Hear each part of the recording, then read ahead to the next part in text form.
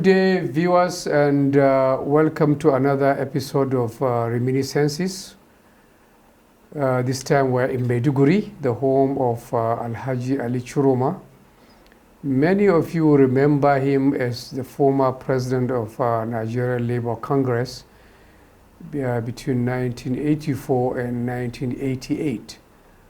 But Comrade Ali Ciroma has been in the union movement since he was actually 17, which is nearly 73 years ago. He has been president of the Rural Health Workers of Nigeria since 1960, before it eventually became the Medical and Health Workers Association or Union, of which was deputy president, and then later on deputy president of the NLC by 1981. And the second president after Alhaji Hassan Somonu in 1984. This is a quick summary, but I'd like to go back and ask him about how life started here in Maiduguri, I believe, in school and at home in growing up. Yeah. Life started here in Maiduguri, of course. Then I was born here in Hausari ward because my father was then the Lawan of Hausawa in Maiduguri. Although I'm Kanuri. So Hausawa means you came from somewhere? Hausawa, Kano people mostly. Yeah. Hausa migrants are in Hausari ward of Maiduguri. And my father was made the village head, the ward head of that ward. And then that was, we were roughly born in 1933. And then, of course, in Hausari, there was Alhaji Garba, Goni Garba, a Fulani man who was learned in Quran. And we were put in his tutelage in 1936 or 7. And after a brief period, then we moved to the elementary school. Then there was one elementary school in Maiduguri, the Central Elementary School, and we were moved there at about the age of 7 or 6. And we started the Western education from the elementary school. And after 4 years, of course, we moved to the middle school, which was a next door school at that time, just very near the elementary school. And we were supposed to be there for 5 years. That is, you finish middle 4 and that's the end of you. But before then, if you are lucky and get admission to Barewa College, then of course from middle 1, middle 2, up to 3, you can move to Barewa College. It was then one of the only secondary schools in the region. It was the only secondary school in the whole of the north. But you didn't go to Barewa. Instead, you trained as a health worker, right? Yes. As we finished the middle school, I applied to go to a health workers school in Mukodi then. That was in 1950. Where was this? 1950. In what place was this school? Is here in Maiduguri? No, the school is in Makari, in Makurdi. Makurdi? Yeah. That is a school for, either they call it Epidemic College. It was just a new school. After the Second World War, the British government sponsored some welfare packages for Nigeria. And they established about, I think, 10 different units, like this cinema, the mobile cinema was one of the departments. and with 9 others. Okay, so this is a reward to us for helping them I think so. with the Second World War. I think so. Mm. So ours was to fight epidemics. Mm. At that time, So you went to Makadi from Maiduguri? From Maiduguri, yes. To train in that school? Yes. Mm.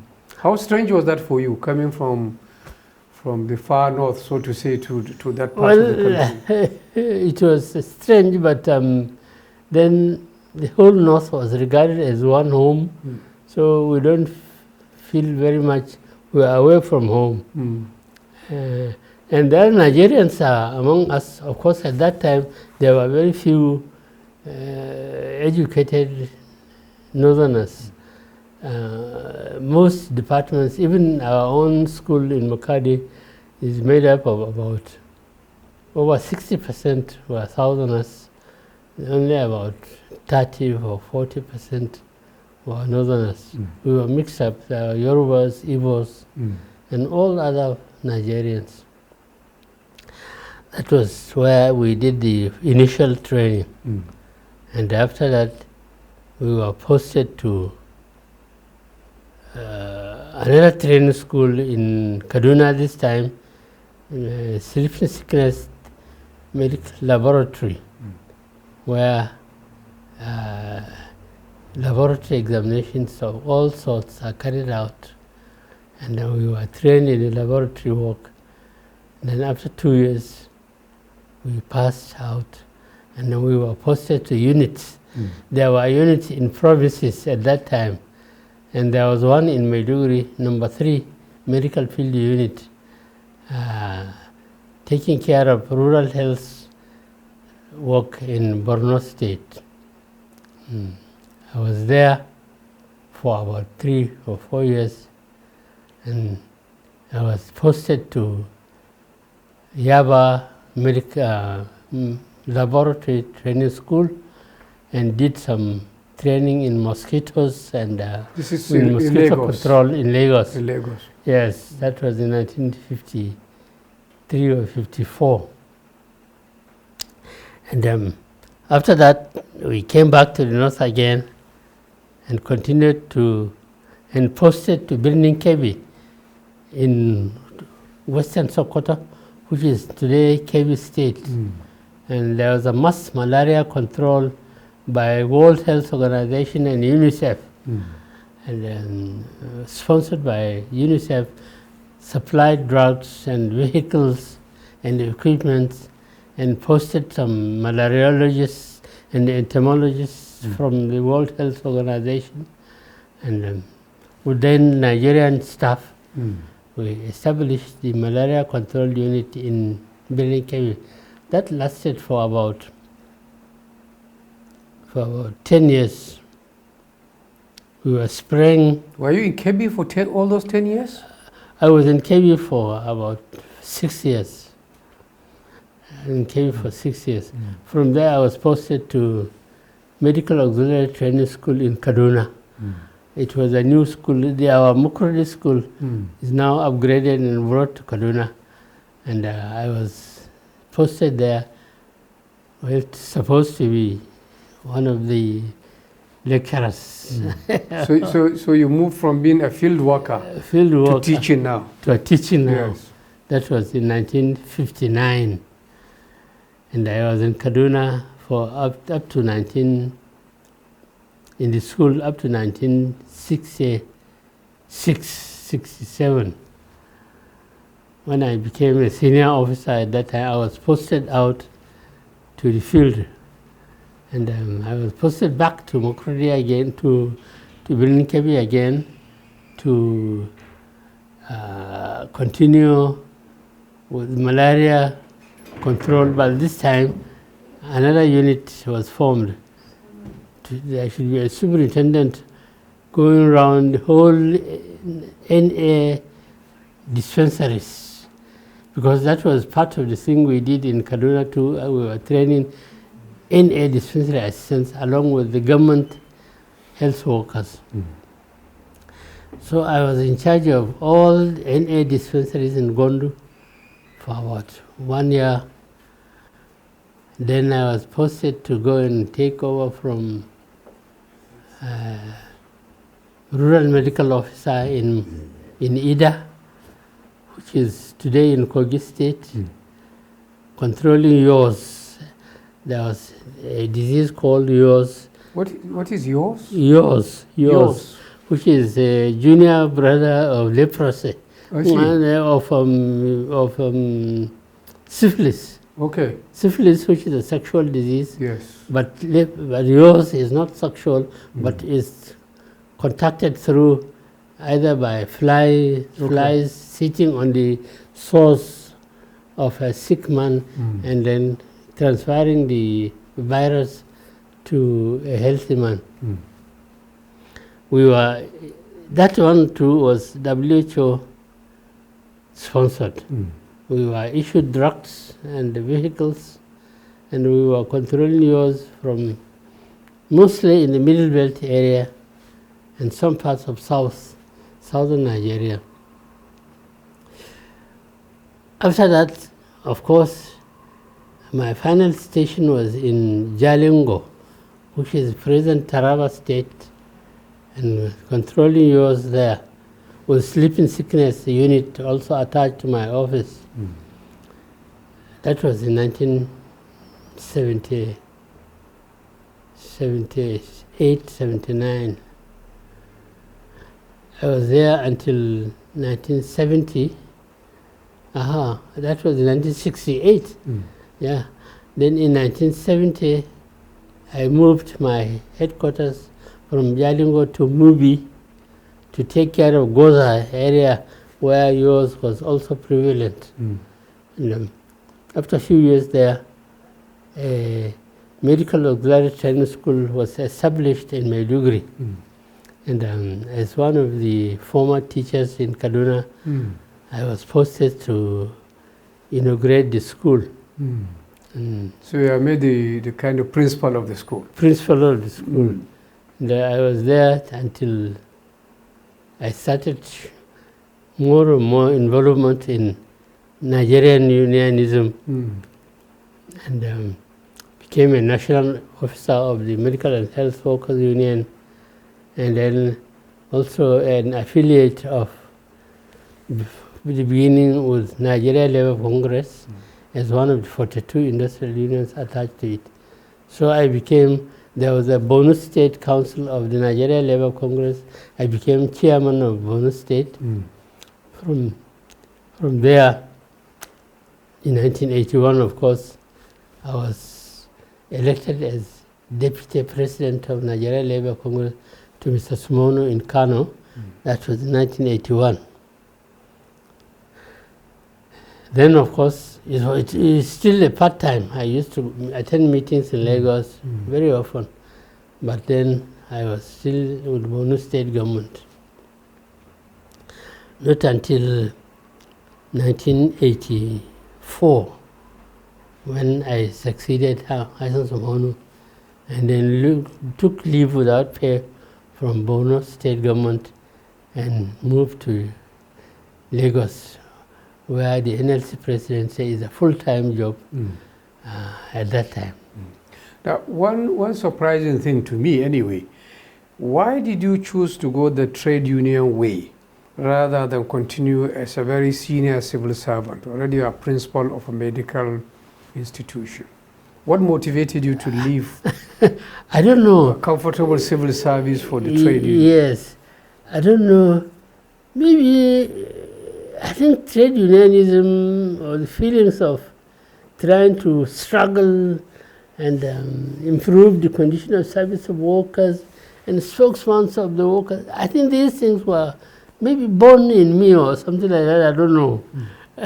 Because you started at 17 yes. as a trade unionist. Yes. I mean, in what form? You just become a ordinary student? I'm a member of Medical Health Workers Union. Just a member. Yeah. In the training school in Makodi, there was a branch of the union in the school. So I first joined the union at the school unit. And from there, of course, as my training goes on and appointments were confirmed, we also joined the main union at that time. Then from, I've never looked back. From then on, I just continued. Always I mix my union work with my trade union work with the government work I was doing. I've never left it. So even when you became the president of the Rural Health Workers Union in 1960, there was no conflict with your civil service job you are doing? There wasn't conflict, because the government recognized the unions. And of course, that was even British government. Even during British government, unions were recognized in Nigeria, and the government doesn't interfere with us, and so on. It was when we got independence that our people came to government, and then they started interfering with the unions. And of course, when the military came, they became, of course, dictatorship, and they were interfering with the unions. Otherwise, even the colonial government did not feel any bad about the existence of unions. They encouraged it. Yes. So obviously, you, as you said, you became the president of the NLC just as the military were coming back. I think it was probably your Buhari had just taken over. Buhari had just come in. Yes. He became the president. Yes. How was that? Was that a problem for you as the leader of the workers to confront or to be there with a military regime? It was, there was a problem, because I don't know how, but when the military took over, that was the problem I used to have with my international trade unions. When we go, international trade unions, they don't like military regime anywhere. And the contradiction is, but we, trade unions in Nigeria, when the military came, we supported it. In fact, the whole Nigeria, they jubilated and they welcomed the military. So you supported the coup of '83 because you felt the civilian government was... That was the coup of '83. And people, and NLC came out in support of the military takeover and offered to assist the military to stabilize the country and fight all those bad things, corruptions, and so on and so on. That was how we started with it. But then, Buhari, as he came, he didn't welcome us at once. He was there for 3 months, 6 months before I became the president. Before then, there was no contact between unions and the government. Okay, we said, okay, no problem. But after I was elected, then a letter was written to the NLC officially inviting us to meet Buhari. When we met, of course, Buhari gave his reason for not calling us earlier, because I complained. I said, when you came the president, you were calling political groups whom you took over government from, and because of the problems they created in the country. But even they, you call political groups, you are talking to them, but you have not talked to unions, and the unions should have been the first people, your right-hand men, to assist you. But he said, well, at that time he felt Sumonu was outgoing, and he felt it is better to allow Sumonu to go away, and then a new president installed, then before they start from a level playing ground. I said, well, thank you. But how was your relationship with his government? He was known for his decrees against the media and other civil society organizations. Did it affect your relationship? No. At the beginning, even Buhari continued, though they used to make draconian laws and very painful treatment of Nigerian workers, especially retrenchment. Buhari started, Shagari started not paying salaries. In some states, like Benue. This was the days of austerity. I mean, we were under austerity measures. Yes. The government was running out of money. Yes. And salaries, state governments were not paying salaries. Only federal government was paying salaries, of course. And then, according to Buhari, instead of keeping people and not paying them salaries, it's better they dismiss people. And for us unions, dismissal is even worse than not paying salaries. At least with, if you are not paying salaries, you still have a claim that your salaries were not paid, and you are negotiating with government, you want your salaries to be paid and so on. But dismissal, retrenchment from work is the most hated thing by unions. Because loss of job means that is loss of life, in fact, for civil servants at that time. And that was the struggle we had with Buhari from the beginning. Retrenchment. Well, we were doing our best. We have not gone on strike, but we were making threats and so on. Although Buhari too was so tough at that time, you know, once he has made up his mind is always there.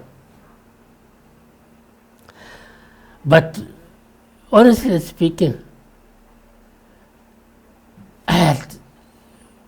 we hated politicians. The Second Republic, the MPN or whatever was the Shagari's government, nearly all Nigerians hated it. So we said, let's give Buhari a chance. Let's give him some time and see if there's anything he can make. And unfortunately, Buhari stayed for only 15 months or so.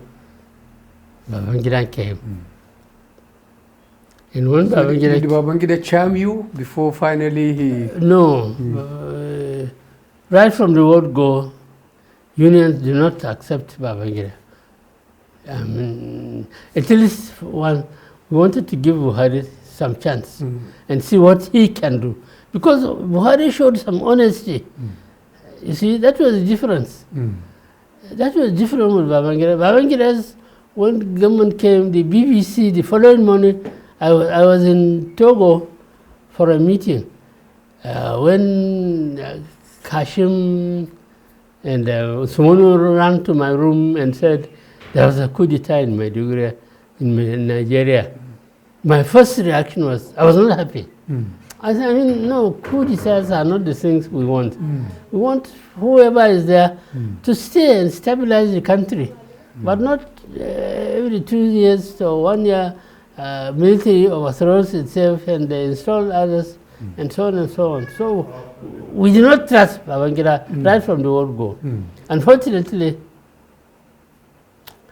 I could not hide too much my fear for Babangida's regime. Did he also call you like Buhari did for Babangida? Yeah, you know, Maradona, he will call. He calls everybody and he tries to woo everybody. Yeah. But we were not happy with him anyway. And then, because the BBC said, this is the first time a government is overthrown anywhere for refusing to take IMF loan. Because Buhari was against it. So ideologically you felt closer to the Buhari? Closer to Buhari, yeah. Then this man who came, and the Western government have agreed that this man was brought in so as to take IMF. Because the Western powers, IMF and World Bank, they have strategies. They have planned their structural adjustment program for the world. They want all governments to run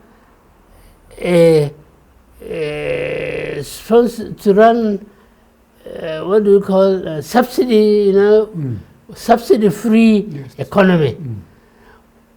Nigerians must run a free economy where the capitalists will be allowed to run the country as they find fit. And Babangida accepted structural adjustment. And before then, we had experience of structural adjustment program in like Zambia, of course, Ghana, and many other places. And workers all over the world, they were against structural adjustment program. Viewers, we will stop here to give Alhaji Ali Ciroma a brief rest before we continue in the second part of the program, where, as we are building up, you could see he has just become the president of the NLC, and the military has come back, especially the Babangida government, as he hinted, which is now much more liberal, and he has started policies that will eventually lead to a collision course between the NLC and the government. Join us in the second part of the program. Thank you.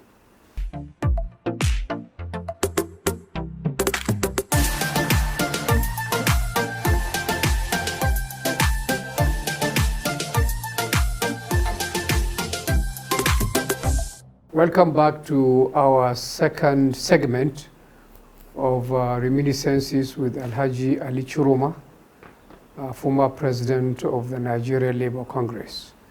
We stopped at the point where the Babangida government has come in and with policies that Labour considered, shall we say, anti-people.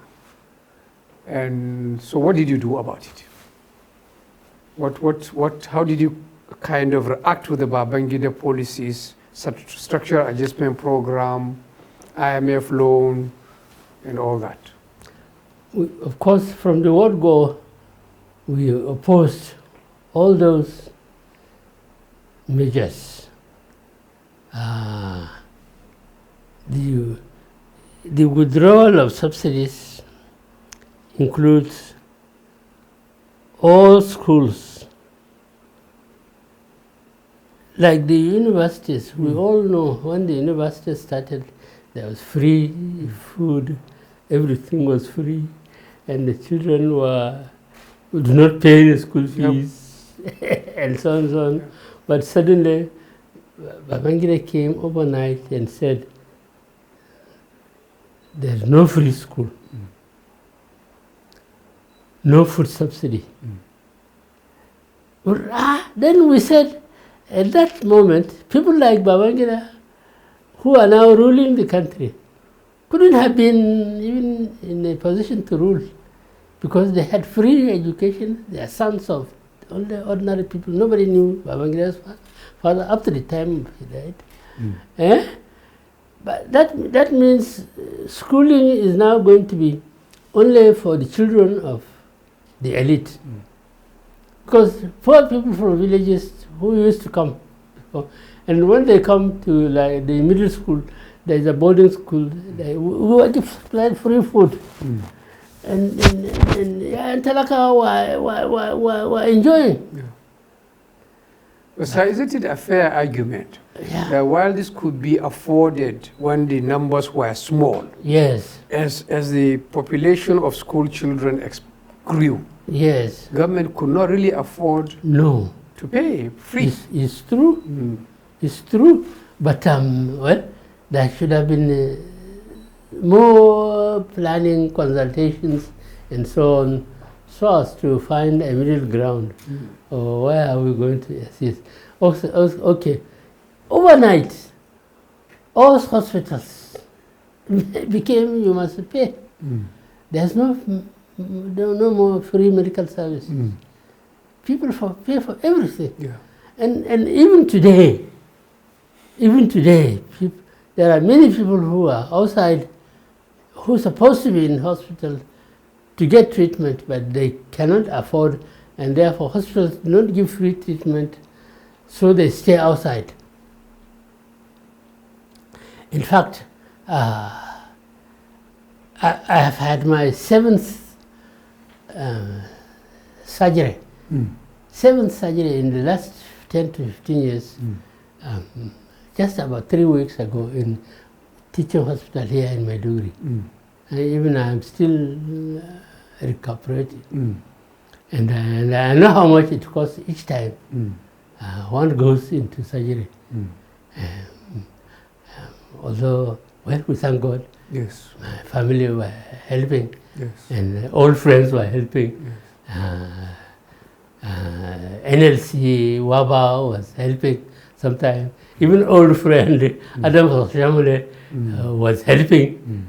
And family members were helping. 7th times now I've gone under surgery. And that thing, and each time I go, I feel very bad about ordinary people. I feel very bad. So that was there. Then under structural IS program, there we all know the value of the Naira fell so much that when civil servants were given vehicle loans in the past, before the structural adjustment, of course, they give you about 1 year's salary, and with that you buy a brand new car. In 1966, when we became officers, we were given £1,000, which gave us a brand new car. 1966. 1966, yes. £1,000 they give you, which is today 2,000 Naira, which cannot buy even a bicycle. Suddenly, after structural adjustment program and price changes, a new car became out of the question for civil servants. There was a time government was not even giving loan because the loan cannot buy you a car.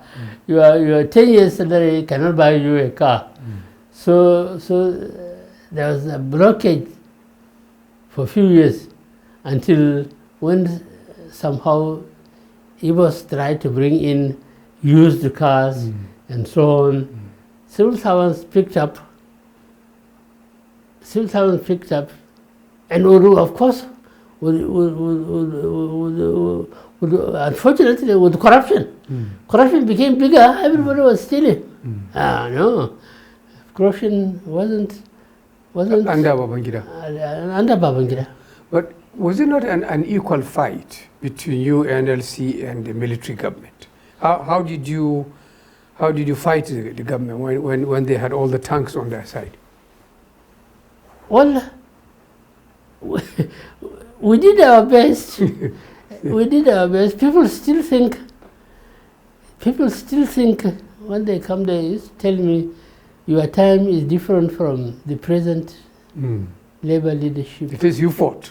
Yeah, people still say. And we still thought we could behave the trade union way, honestly, even at that time.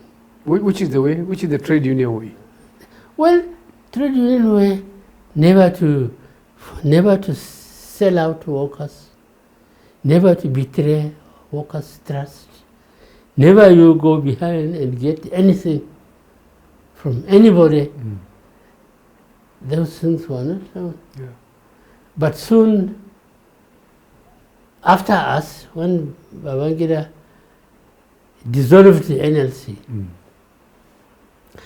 and allowed NLC to be established again under Bafyao, it was all Babangida's conditions that were fulfilled before the NLC came back. And then Pascal Bafyao period began to deal with Babangida as equal partners. And he was given all sorts of subventions by government. We were never having subventions before. How did you hear about the proscription of the NLC? You are president when it was dissolved. Can you tell us what happened in that period? Yes. What happened was, when we were going for the 1988 election, all sorts of hurdles were put on our way by the government. One of them was the government infiltrated into some of our unions and make our unions go with government. They even agreed the government can dissolve the NLC. That was even part of the agreement. And so,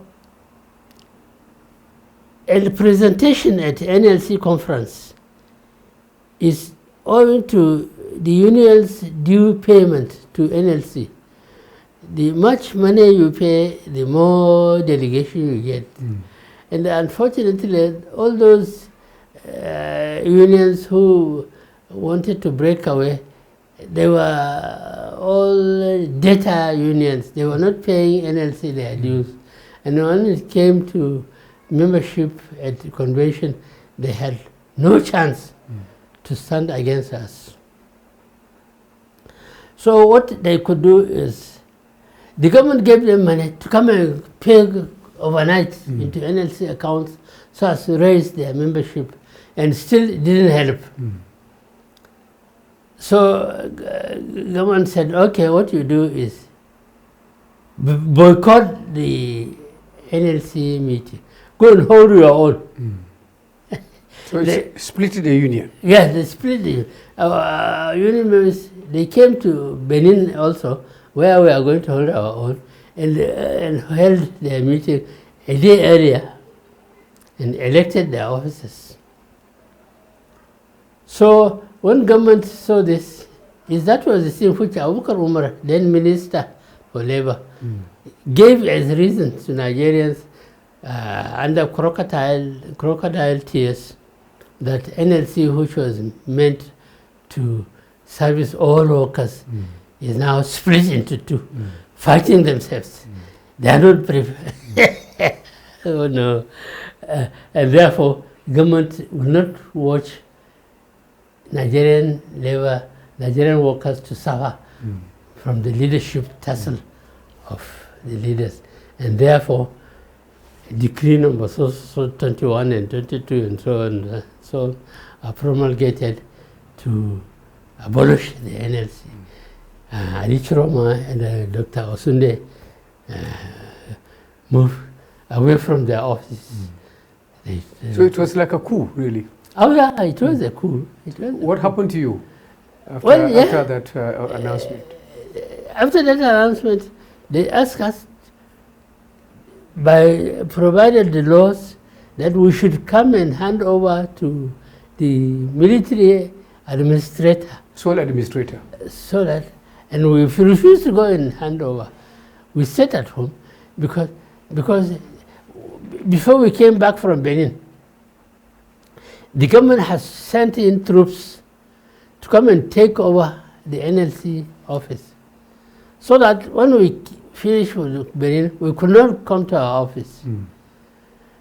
There was already the administrator there with the police. So, okay, I was in railway guest house at that time. So I went back to the guest house and stayed. And called our unions to a meeting somewhere hidden. We said, okay, the government has taken over trade unions. What are our next line of action? Well, we are divided. I said, the workers should fight the government. You should even say, oh, you either withdraw from unions or we down tools. But unfortunately, all trade unions at that time, they say they could not afford to down tools because they were afraid that what had happened to me in NLC did not happen to the trade unions. The industrial unions were not affected. So that gave them, they don't want to risk any much more. They refused to follow me. Then I said, okay.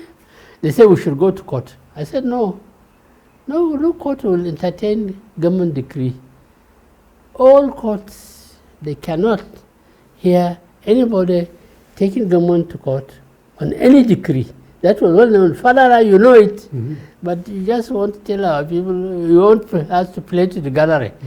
That we are fighting government, we are going to court. And I said, no, I'm not part of that, because this is a deceit. And it's true. They went to court, and the court said they have no powers to hear the case. I said, well, here you are. So did you eventually just give up and return to Maiduguri? And yeah, well, at that time, as there was a government administrator administering the NLC, and there was still a limbo, and there's still hope. One day maybe NLC will come back. For 1 year, I staggered around in Lagos and mobilizing things somehow, but the government made sure, Babangida made sure before he released the NLC, he has tied everything. He has made the union to Pascal to support the government. There's no question about that. So after 1 year, Pascal was elected. Then, of course, at that time, I withdrew from NLC, saying that, well, Pascal, go ahead. And so I retired, I came back. Of course, I was then a member of the governing body of the ILO in Geneva. Of course, I continued with my membership of the governing body for some years until my election period expired, before I finally came back to Nigeria and came to Maiduguri to stay. Yeah. But I believe in 1989, Abacha brought you back to the trade union as administrator of Nupeng. Yes. I mean, was that a surprise to you that the same military now recalled you back? Well, what happened was, before then, Abacha has established Constitutional Conference Commission. Just before then, Constitutional Conference Commission. And Abacha asked NLC to nominate one of the officers into the 19-man commission. And Pascal Bafia, well, in his wisdom, he nominated me. And Bunu Sharif was the Minister of Labor at that time. And he sent Bunu Sharif to please tell me he has submitted my name to Abacha for a membership on the Electoral Commission. And I should accept it, please. Bunu Sharif came and told me. I said, okay, no problem. After all, the union for which I don't want affiliate with the government to is now working hand in hand with government. So there's no point in me refusing to serve under the Constitutional Conference. So I accepted. 19 of us, Justice Saidu Kawu was our chairman, and 18 of us, others, members of the commission, we invited documents from Nigerians as a whole to write a new constitution for Nigeria, and so on and so on.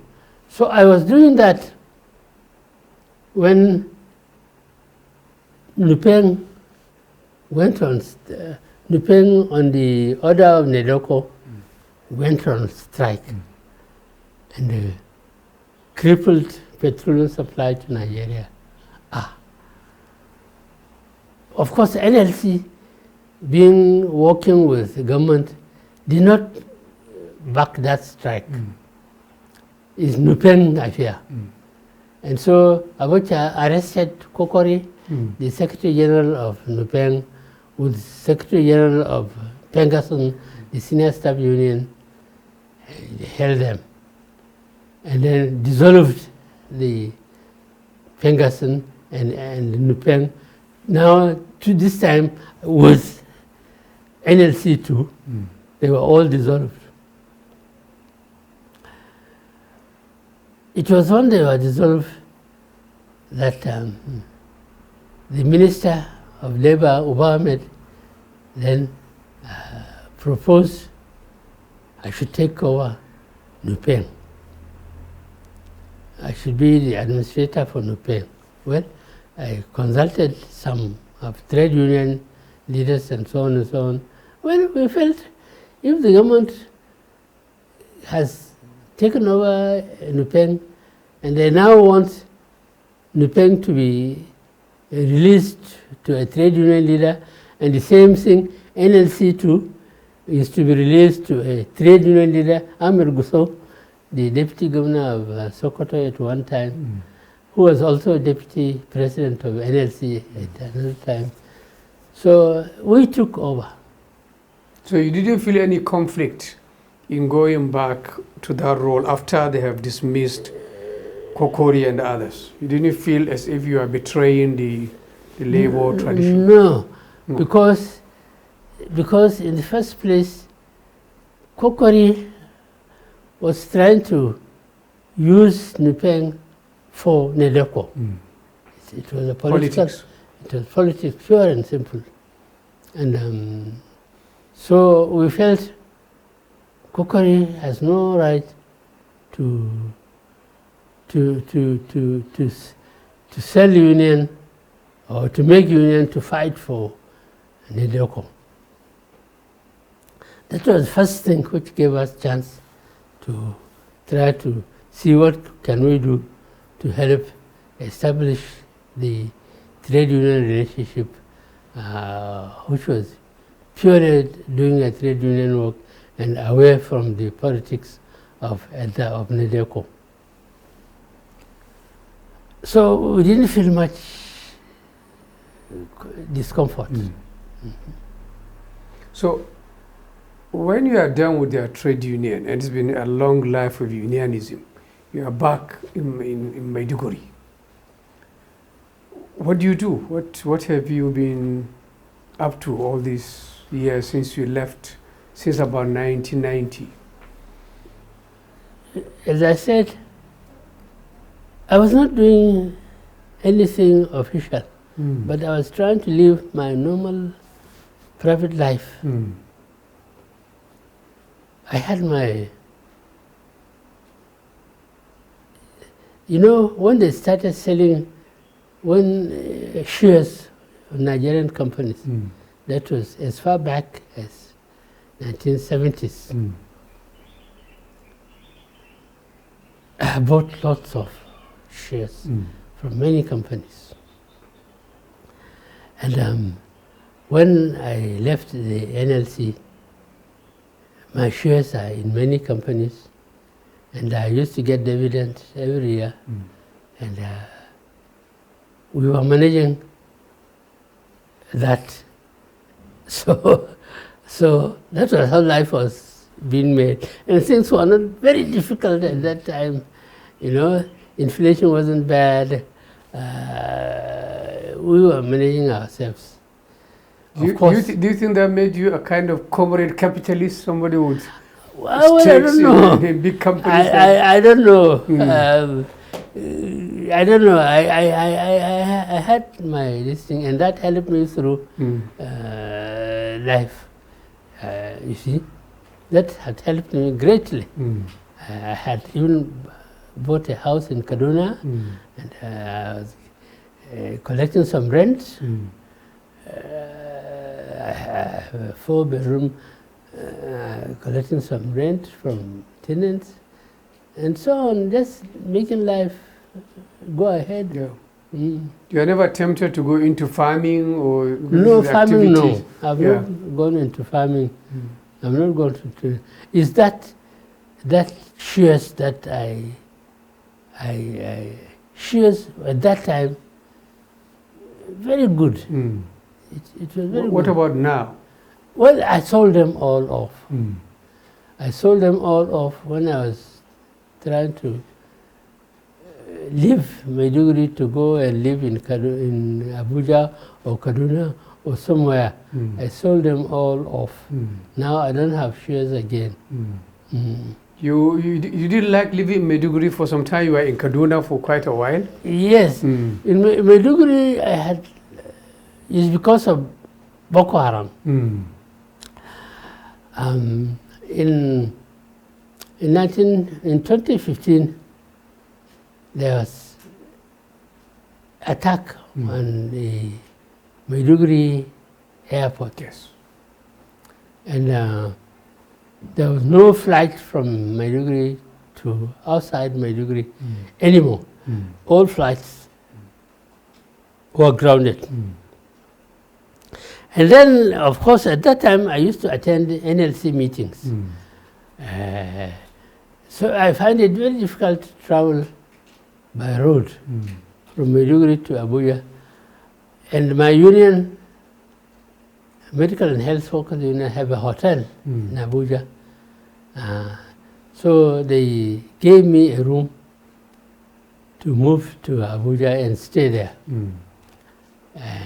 That's how I first went to Abuja. And of course, at that time, my union has sponsored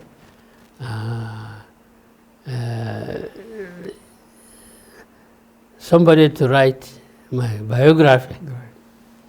And unfortunately, the guy I appointed was the former Secretary General of NLC. Is that John Oda? John Oda. And he was given all the facilities to start writing. That was in 2015. And unfortunately, he could not do. He renegated. And that project stopped. And so my stay in Kaduna for about 1 or 2 years made me look for accommodation in Kaduna because Abuja was to get a house is very difficult, affordable house. But in Kaduna, I came and got one affordable and moved to Kaduna and then stayed in Kaduna. Because of the weather in Kaduna too, it's very excellent. It used to be, I used to get a lot of problem in hot season while in Maiduguri. But then, of course, for the past 6, 7 years or 8 years, I stayed in Kaduna very comfortably until this time around, because too much sickness is here and there. I said, well, let me go back home and face the rest of my life in Maiduguri.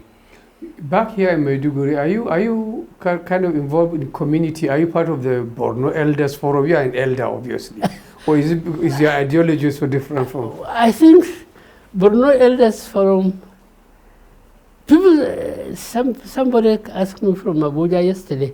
He said he saw Borno Elders in the government house congratulating Kashim Shetima for being running mate of Tinubu, and also congratulating the president governor. He said, we saw somebody with a black. I said, no, I was not there. Yeah. I was not told. Nobody invited me. Well, the present leadership of those who think they are elders of Borno, they were all very young people. For me, I do not regard them as elders of Borno because I am much senior to most of them. Yeah. Most of them, and but they choose themselves to be elders, and they only contact themselves. But they are not interested in people like us. Although at one time Kashim Shetima told me, they are afraid of you. Well, maybe it's so. I'm not part of Borno elders. So how do you spend your day back in Maiduguri? Well, doing nothing. Just now I can't even do anything much because I'm not well. I can't move. So I just stay here all day. That's all. In the night, then I sleep. In the day, I sleep. Doing almost nothing. But your health, how is your health now? You've hinted at the surgeries, but you look, I mean, certainly you are very much alert mentally, you remember things. Yes, I've had very good surgeons all the time. Yeah. First I had spinal surgery in India, of course. That was some 14 years ago. Then I used to have prostate problem. I've had about 2 operations on prostate. But you're 90, and yeah, so very few 90-year-olds sit for a 1-hour interview. Finally, let me ask you about family life. How is family life for you? Well, alhamdulillah, I have a large family. I have how much? About 16 or more? 15 children, yes. And the youngest even is almost 40 now. The youngest? The youngest. Yeah. Alhamdulillah. I have a large family. And, my wife's number 1 died, number 2 died. Now the 3rd one is the one remaining with me, and whom I married a little later than those 2 who have died. So managing life for what it is. I wish you, more years of service to this country. And viewers, I'd like you to join me to thank Alhaji Ali Ciroma for granting us this insight into his long life, and hope you'll be able to join us in another edition of Reminiscences. Thank you and goodbye.